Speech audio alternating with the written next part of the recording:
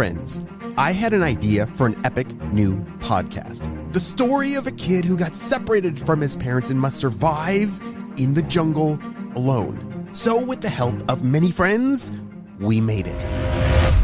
Dad, it's me. I'm trapped down here in the Lost World. He said, Lost World? I found out of this hole and slid down this big, long tunnel. Right near where we camped, there's a hole in the ground. But what happened next is one of the biggest reasons I got my nickname, Miles the Brave. And I learned that you should never give up just because things look hopeless. Even when you're not sure what to do, you just never know what might happen if you keep trying.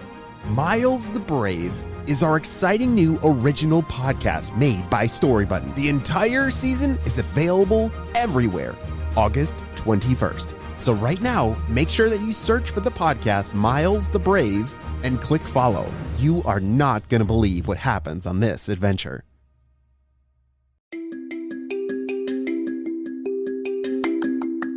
Hey friends, it's Mr. Jim and welcome back to Kid Short Stories. Did you know that our spy team is sending out missions to your parents' email?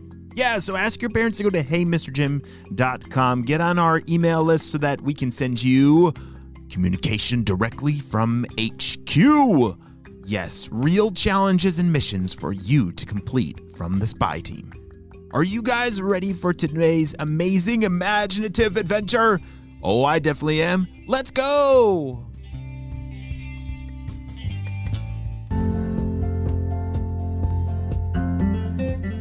It was a beautiful day as Carter and his family were getting ready to head to the beach.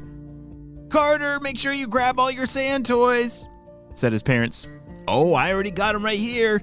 Carter was holding a big beach bag that was filled all the way to the top and even overflowing with buckets and shovels and scoopers and trucks, all kinds of things to make an amazing sand city. Everybody loaded up in the car and off they drove. While they were driving to the beach, Carter was sure to put on his sunblock on his arms and his legs and his face just to protect him from that very hot beach sun. As he closed his eyes and rubbed it on his forehead and his cheeks, he heard his parents say, "All right, Carter, we're here. We're here already? Oh, I can't open my eyes yet, but okay, that's super awesome." As he took his hands off of his face and was able to open his eyes, he couldn't believe it. They were already at the beach. He grabbed all of his beach gear, jumped out of the car, and ran to the beach. This was one of his favorite things to do. But today, something would happen that had never happened before. Something that would make this one of the most unforgettable days of Carter's life. The first thing that Carter did at the beach was run and splash into the waves. He watched as all these tiny little fish swam and even jumped through the waves. He tried to chase them and catch them, but they were much too fast. "All right, I'm gonna catch one," said Carter. "I just gotta dive. All right, maybe a bucket. Yeah, a bucket will help." He ran back to his beach bag and grabbed a bucket, and there it was, a whole school of fish right on the shore.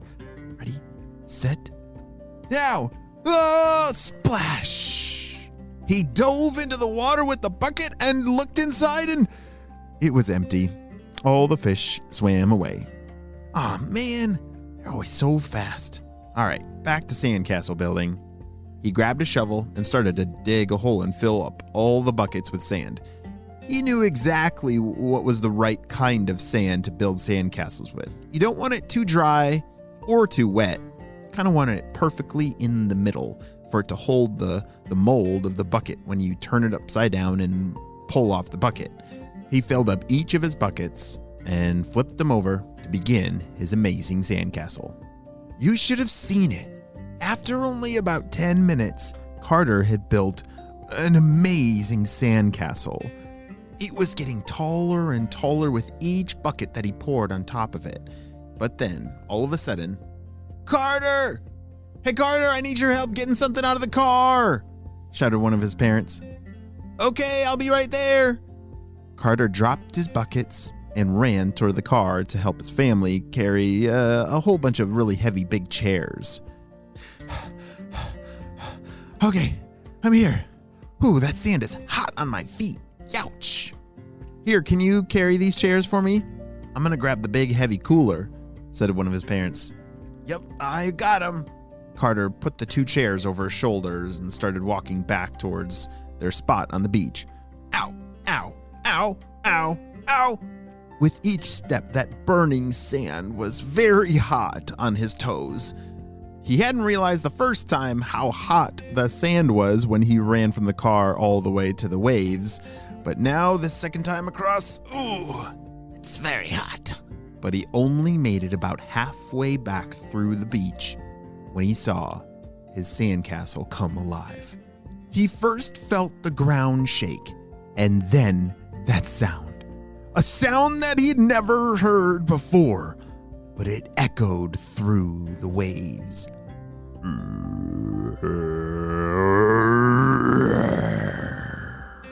As the ground shook and that growl poured out from the ground, he saw it.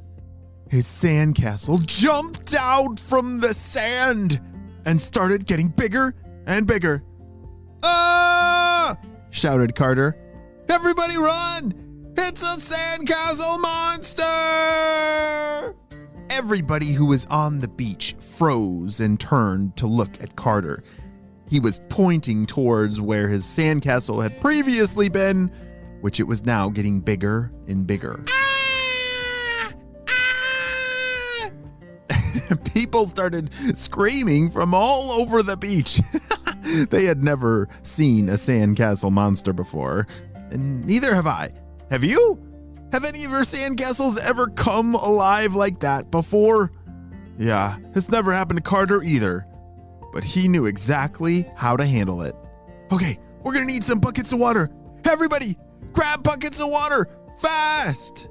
Carter's tried to run over to where his buckets were, but they were very close to the sandcastle monster who saw Carter coming. Its mouth was comprised of shovels and scoopers and all of Carter's sand toys. The buckets were now his eyebrows, shovels for arms, the mouth were these 2 little grabbers on the beach, and oh dear, it's getting bigger and bigger. It's like it was sucking up the sand inside of it, and it was getting taller and taller. Carter didn't have any more buckets to fill with water. He thought that maybe you could fill the buckets with water and throw it on the sandcastle monster and it might melt the sandcastle monster. But what is he going to do if he doesn't have any buckets?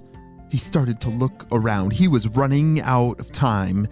He saw a family far down the beach that had some buckets, that they were building a sandcastle too, and it was starting to come alive as well. "Don't do it!" he shouted. He started running down the beach as fast as he could towards those kids that were building another sandcastle. "Knock it over! Fast!" Carter dove and knocked the sandcastle over with his hands. The 2 kids didn't understand what he was doing and first got very mad at him. "Hey, why'd you knock our sandcastle over?" "No, you gotta help me. My sandcastle came alive and I think yours was next. Look over there." Carter turned and looked and pointed his finger towards the sandcastle monster. That is when those kids saw how terrible it was. "Ah, what do we do?" they shouted. "Can we use your buckets and fill with water? I think if we throw water on the sandcastle monster, it might destroy it for good, but I'm gonna need your help." "Okay, yeah, we'll help you," they shouted. Carter and his 2 new friends filled up their buckets with water. "Okay, we gotta run back as fast as we can. Come on," said Carter. They started running back towards the sandcastle monster, who was now ginormous, almost the size of a car. "Okay, on the count of 3, throw your water. 1, 2, 3. Whoa, splash!" And just like that,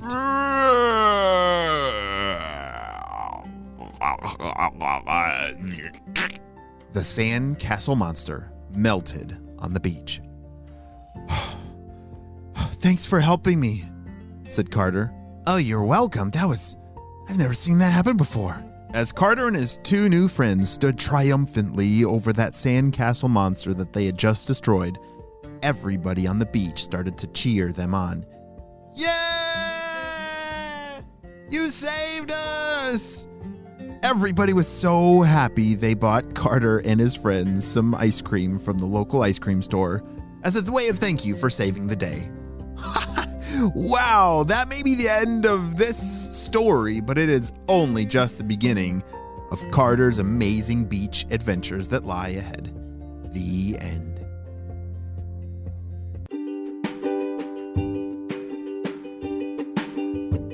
Great job, you listened all the way to the end, and you know what time it is. It's time for Kid Shoutouts. I want to say to Braxton and Kinley from Kentucky, Jed, Sammy, and Teddy from California, Nico from Saskatchewan, Titus from Australia, Benjamin from Florida, Valentina from Texas, Henry from Los Angeles, and Williard, Wesley, and Eddie from Alaska. I'm so glad that you're all in the Kid Short Stories family. And on the spy team, we could not stop Dr. Stinky Breath and his crew. Without you, my friends, well, you have a super duper day.